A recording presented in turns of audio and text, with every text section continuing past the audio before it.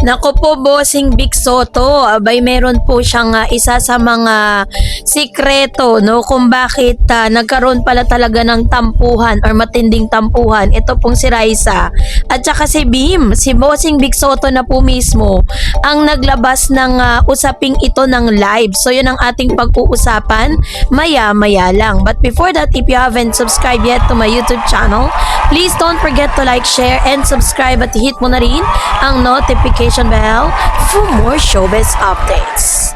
So, para na po maunawaan ninyo ang ating report for today's video, ay panoorin po muna natin ang ilan sa mga short video clip na ito. Let's watch this. Welcome, Shanghai. Shanghai, lumpiang Shanghai. Shanghai. May nagregalo ba sa'yo ng Shanghai? Sana. Iyan. Iyan. Sagot mo. Ay, ikaw may nagregalo sa'yo, lumpiang Shanghai. Totoo, Nung isang araw. That's so true. Oh. Hi, Mika. Gusto pa magpasama. Hindi na. Nagregalo pala ng lumpiang Shanghai. Yes. Hi. Kung akala nyo sa scene romantic comedy movie lang ang may dramatic twist, mag-isip-isip ulit kayo dahil sa legendary segment ng Eat Bulaga na Gimme 5 ay isang pambansang revelation ang pumatok sa buong social media universe. Ang mastermind ng bookingan walang iba kundi ang mismong patriarch at master of classic hirit na si Bossing Big Soto. So ito ang ilan sa mga resibo ng mga kaganapan. Habang naghahanap si Bim sa ng audience na posibleng makasagot sa pinapahulaan ng may isang studio audience sa sumagot ng Shanghai. Biglang nag-light up ang radar ni Bossing. Out of nowhere, tinanong ni Bossing si Bim. Bossing, sabi niya, Bim, may nagregalo ba sa'yo ng Shanghai? Sabi naman ni Bimbi, sana. Sabay biglang nag-shift yung kanyang mukha from super happy and energetic to ultra serious mode. Agoy, ang dramatic ng facial transition, visual storytelling at its finest. Pero hindi pa dyan nagtatapos. Humarap naman agad si Bossing kay Raisa May Dizon at tinanong din ito kung ano nga ba, no, ang kung may nagregalo ba sa kanya ng Shanghai.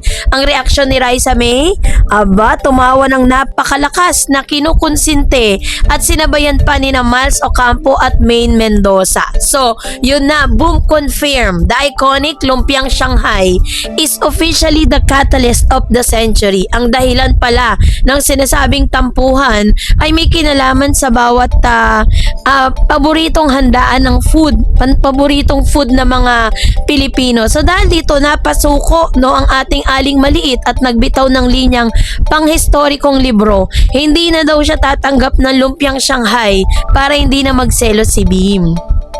So dahil dito, napasana all protective sa feelings. Pero anong ibig sabihin ng pambirang eksenang ito? Bakit nga ba naging usap-usapan at pambansang kilig ang Shanghai incident ni Bim at Raisa? So dahil dyan, magkakaroon tayo dito na idadissect natin yung mga iconic moment na ito. So yung part 1, the anatomy of moment, step-by-step breakdown. Para ma-appreciate natin ang depth ng chika na to, kailangan na rin nating suriin ang microsegundo ng mga reaksyon ni Bimbi at Raisa at Bossing Big Soto, the Shanghai Incident Framework. So the trigger word studio audience shout Shanghai and the Bossing interrogation, Big Soto smells the tea and asks Bim. No, dahil dito yun nga yung mga nangyari. Do the sudden happy to serious shift ni Bimbi. Sa larangan ng non-viral communication, ang bilis ang pagbabago ng facial expression ay indikasyon ng puro at hindi napipigilang emosyon. Si Bimbi ay kilalang makulit, bibo at palangiti habang nagsisegment sa Eat Bulaga. Nang mabanggit ang Shanghai, biglang naglaho ang ngiti at pinalitan ng seryosong muka. Sabay sabi ng sana. The interpretation, may emotional weight or lingering feelings ang salitang Shanghai para sa kanya. Hindi ito basta simpleng pagkain lang. It represent an internal inside joke o di kaya'y legitimate na pinanggalingan ng subtle jealousy or tampo. So, dahil dito eto, pumasok ngayon yung tinatawag na The Teasing Squad. Si Bossing, si Miles, tsaka si Maine. Hindi magiging kasing saya ng moment na to kung walang enablers or squad support. Si Bossing Big Soto ang classic na tiyuhin or tatay sa pamilya na alam ang mga lihim ng mga kabataan ay gustong manukso on national TV.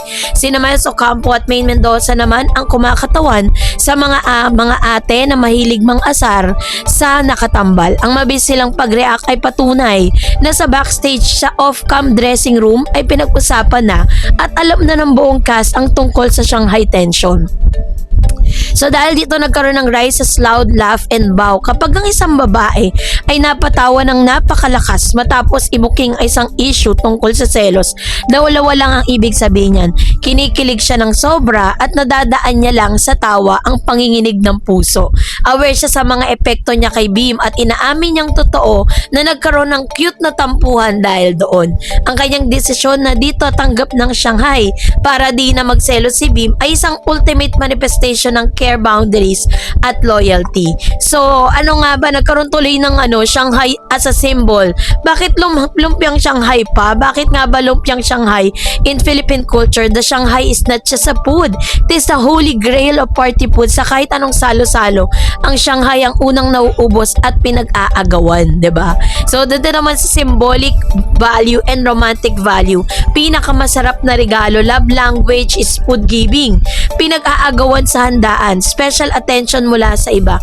Food as a love language. Sa Pinoy dating and friendship culture, ang pagbibigay ng pagkain, especially comfort food like Shanghai, ay isang malaking uri ng love language or acts of service or gift giving. Kapag may nagregalo or nagbigay ng Shanghai kay Raisa na galing sa ibang tao o admirer, natural lang na parang isang bimbi na napaparamdam sa kanyang protektadong aura na nakakaramdam ng subtable selos.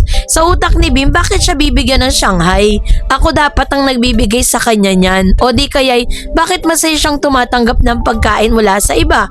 So, inside joke o dynamics, ang pagkakaroon ng kakaibang simbolismo ng Shanghai sa pagitan ni Bim at Raisa ay patunay na may malalim silang komunikasyon at banding off-cam. Hindi ito scripted, ito isang uri ng tunay na karanasan sa pagitan ng dalawang taong may nabubuong special na ugnayan. So, what the revelation prove about Bim and Raisa? Ang Shanghai incident na ibinuking ni Bossing ay naglibas ng 5 mahahalagang katotohanan tungkol sa status at personalidad ni Bim at Raisa. The realization from bookingan, So, Bim is vulnerability. Pinakita niyang hindi siya afraid maging transparent sa emosyon niya, 'di ba? Talagang matapang niyang pinakita kung ano yung naging reaction niya. Raisa's consideration, willing siyang mag-adjust at mag-set ng boundaries para sa Bim ni Bim.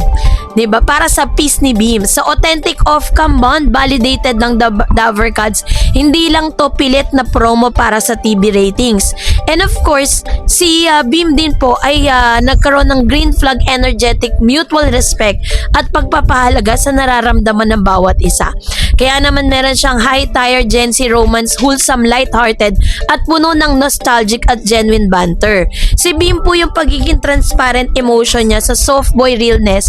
Madalas tayong makakita ng mga malalaking or lalaking nagmamatigas or nagseset ng cool guy facade para lang hindi magmukhang nagseselos. Pero si Bim, napaka-insecure, napaka-sincere nang magbago yung mukha niya mula masaya patungong seryoso.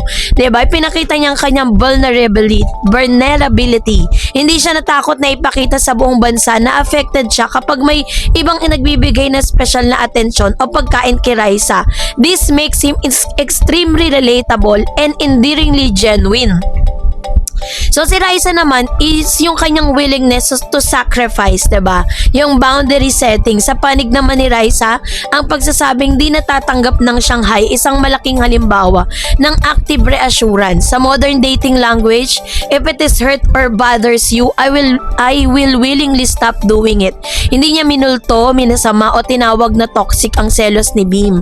Sa halip, pinalipas niya ito sa pamamagitan ng tawa at nagbigay ng solusyon para manatiling maayos ang kanilang samahan. That's is top tier emotional maturity. And then the legitimacy confirmed by the Dabber Cats na kapag sina Bossing Big, Miles at Main ang nagdidiretso, no, at nagpapatunay ng kwento, ibig sabihin nito ay hindi ito gawa-gawang kwento ng fans or fan fiction. The tension, the tampuhan, and the Shanghai Saga are 100% real, no, within It Bulaga's family circle. So dahil dito nagkaroon po ng social media explosion. The Shippers Paradise, anong ang naging epekto nito sa netizen? Katulad ng inaasahan, nagwala ang TikTok, Facebook at X na dating Twitter platform highlights, trend netizen, sentiments, TikTok slow-mo edits, Beam face shift. Grabe yung tingin ni Beam, selos na selos ang laking Chris. 'Di ba? So the Facebook video clips of Bossing Booking protektado si Raisa kahit Shanghai pinagseselosan, 'di ba? And then the sincerity and respect, joy, humor, and high emotional IQs, boundaries, laughter, teasing, at pag-aalaga sa damdamin at masayang samahan. Wholesome energy sa mundo kasi ng puno ng showbiz drama at kontrobersya. Ang kwento ni Beam at Raisa tungkol sa lumpiang Shanghai ay nagbibigay ng malinis at nakakakilig at nakakatuwang saya sa mga manonood. Meron silang mutual respect Pinapakita ng dalawa na ang pagpapahalaga sa damdamin ng isa't isa kahit sa maliliit na bagay tulad ng pagkain ay pundasyon ng isang matatag at masayang ugnayan. So, growth and maturity. Ang dalawang batang minahal natin sa TV ay ganap ng mga dalaga at binata na marunong nang magdala ng emosyon at romance na paraang napaka-classy o napaka-down to earth. So, yung booking ang ito, 'di ba? Yung lumpiang Shanghai, hindi lang simpleng ulam 'yan. Naging simbolo rin siya ng selos, 'di ba? At pagpapaalala at pagmamahal sa pagitan ng dalawa. Sa bilis ng pagbabago ng mukha ni Beam, patungong seryoso sa matapis sa pangako ni Raisa na hindi natatanggap kailanman. Pinatunayan lang nila na sa larangan ng kilig at talaga at alagaan, Bimbi and Raisa May are currently owning the hearts of millions of Filipino nationwide. So, dahil dyan, marami po talagang sumaya sa nasabing videong ito. At dahil dyan, no more Shanghai for Raisa May. Period. And that's it for today. For more videos and updates, please don't forget to like and subscribe. And please don't forget to follow my Facebook page, Dareds TV and Dareds channel. God bless everyone.